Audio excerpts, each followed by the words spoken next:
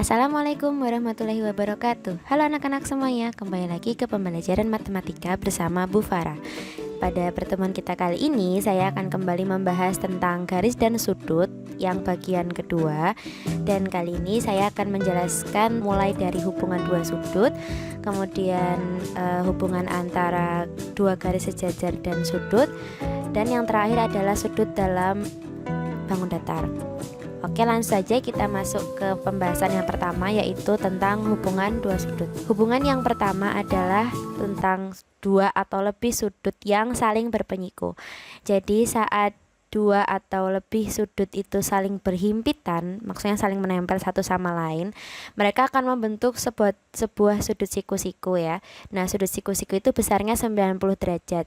Jadi saat kedua sudut itu dijumlahkan atau lebih dari dua sudut itu dijumlahkan, mereka akan membentuk sudut 90 derajat yang juga dapat kita sebut dengan sudut yang saling komplement atau saling berpenyiku.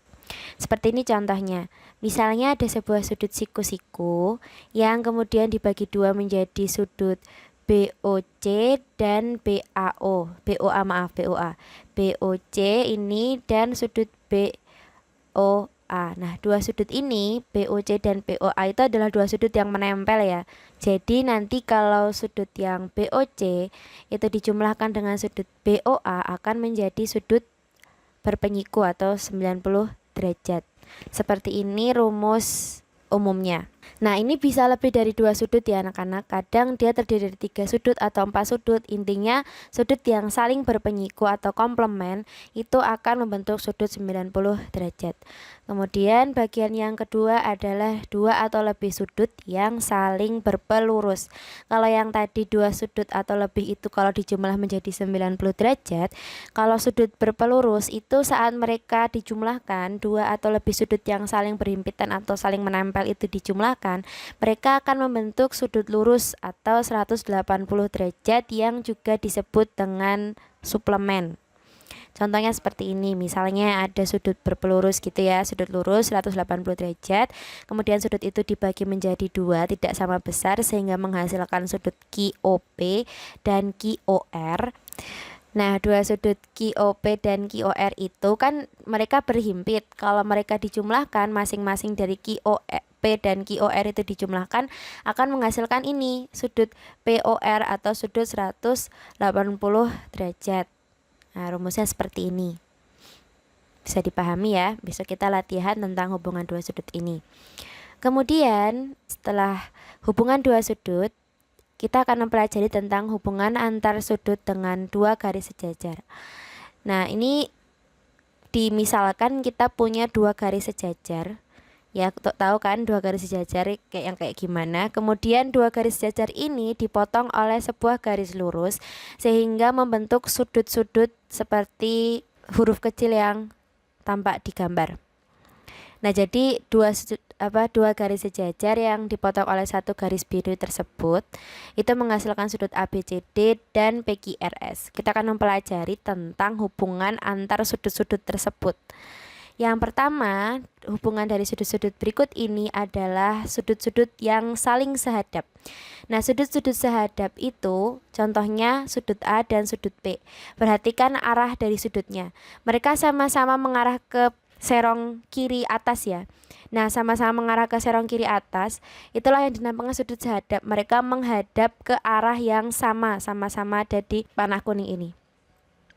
Kemudian ada juga sudut C dan sudut R. Kenapa mereka disebut sudut-sudut yang saling berhadap? Karena mereka menghadap ke arah yang sama. Perhatikan tanda panah abu-abu ini.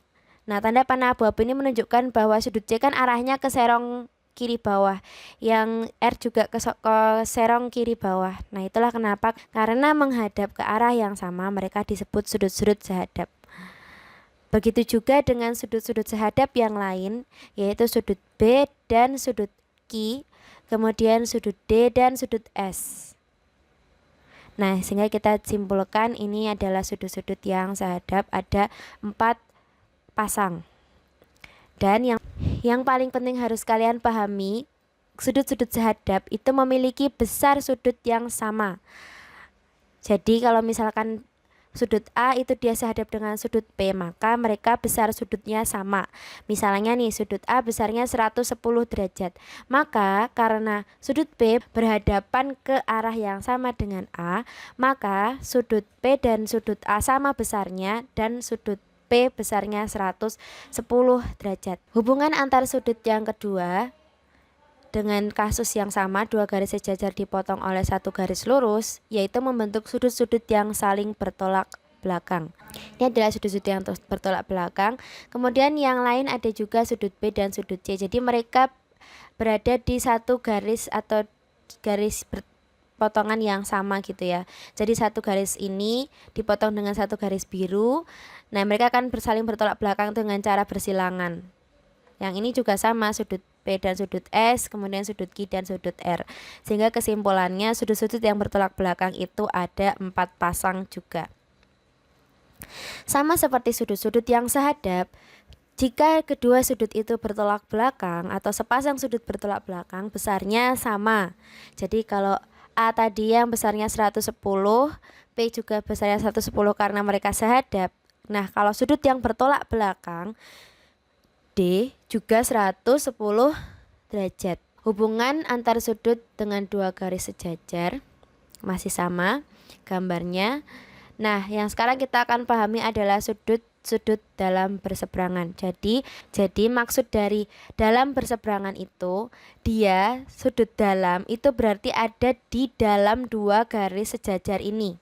Jadi yang posisinya ada di C, D, P, dan R. Kemudian untuk sudut-sudut yang saling berseberangan itu sudut-sudut yang dipisahkan oleh garis biru ini. Garis biru ini. Jadi mereka nanti pasangannya C misalnya ya. C itu yang pasangannya ada di seberangnya garis biru ini, yaitu sudut Q. Oke.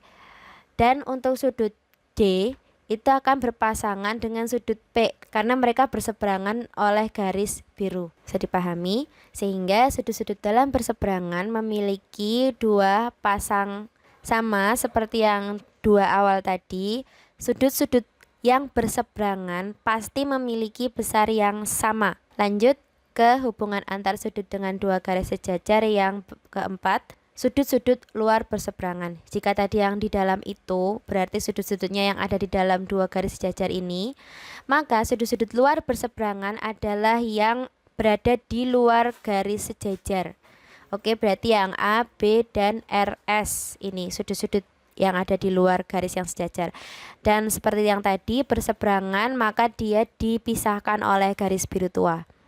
Sehingga yang saling berseberangan adalah sudut A dan sudut S dan sudut B serta sudut R. Sehingga sudut-sudut luar berseberangan itu memiliki dua pasang sudut. Yang mana masih sama seperti tadi, yang paling penting adalah besarnya mereka itu sama. Oke. Berikutnya yang kelima adalah sudut-sudut dalam sepihak. Sudut-sudut dalam sepihak, nah dalamnya itu sama seperti yang tadi, mereka ada di dalam dua garis yang sejajar. Jadi sudut-sudutnya adalah C, D, P, Q. Dan untuk yang sepihak, maka sudut-sudut tersebut tidak dipisahkan oleh garis oranye atau garis merah ini. Jadi mereka ada di pihak yang sama, misalnya di sebelah kiri dari garis oranye atau sebelah kanan dari garis oranye. Sehingga sudut-sudut dalam sepihak adalah C dan P serta D dan Q. Dan sudut-sudut dalam sepihak memiliki dua pasang. Oke, berbeda dari yang tadi. Kalau yang tadi kan sudutnya sama terus. Kalau yang sepihak ini, jika kedua sudut yang sepihak itu dijumlahkan, maka akan menghasilkan 180 derajat. Misalnya, sudut C dan sudut P itu sudut-sudut yang sepihak. Dan sudut C itu besarnya 75 derajat. Diketahui bahwa mereka sepihak, maka jika sudut C dan sudut P dijumlahkan akan menghasilkan 180 derajat. Nah, dari sini kita bisa mengetahui sudut P. Sudut P adalah sudut yang jika dijumlahkan dengan sudut C akan menghasilkan 180 derajat. Jika C 75 berarti 75 ditambah sudut P akan menjadi 180 derajat. Kita cari sudut P-nya berapa. maka akan ditemukan nilai 105 derajat. Seperti itu ya. Jadi untuk sudut sepihak mereka kalau dijumlahkan jadi 180 derajat. Sisanya yang berseberangan, bertolak belakang dan sehadap itu sudutnya saling sama. Oke, yang berikutnya yang terakhir adalah sudut luar sepihak. Konsepnya sama. Kalau sudut luar itu berarti yang ada di luar sudut sejajar. Kalau sepihak berarti mereka ada di sisi yang sama dari garis biru atau garis oranye yang memotong dua garis sejajar tersebut. Sehingga kita dapatkan sudut-sudut yang sepihak ada sudut A dan sudut R, juga sudut B dan sudut S. Jadi sudut luar sepihak memiliki dua pasang, dan jika mereka dijumlahkan, satu pasang itu dijumlahkan, sudut A dan sudut R dijumlahkan akan menjadi 180 derajat. Yang B dan S juga kalau dijumlahkan jadi 180 derajat. Berlaku untuk semua sudut yang saling sepihak. Oke. Berikutnya adalah sudut-sudut dalam bangun datar. Ini sering sekali muncul dan juga akan muncul di materi segi 4 dan segitiga. Jadi tolong diperhatikan dengan baik. Yang pertama, sudut-sudut dalam segitiga. Masih ingat kan bentuk segitiga seperti apa? Sudut-sudut dalam segitiga misalnya jika diketahui sudut-sudutnya merupakan sudut X derajat, Y derajat, dan Z derajat, jika mereka semua dijumlahkan maka akan menghasilkan 180 derajat. Jadi semua jumlah sudut dalam segitiga itu pasti kalau dijumlahkan akan menghasilkan 180 derajat. Oke. Dan yang terakhir adalah sudut dalam segi 4. Semua sudut dalam segi 4 yang dijumlahkan akan menghasilkan 360 derajat. Jadi misalnya nih, sudut A itu 90, sudut B 90, C 90, D 90. Kalau dijumlahkan mereka semua akan menjadi 360 derajat, berlaku untuk semua segi 4.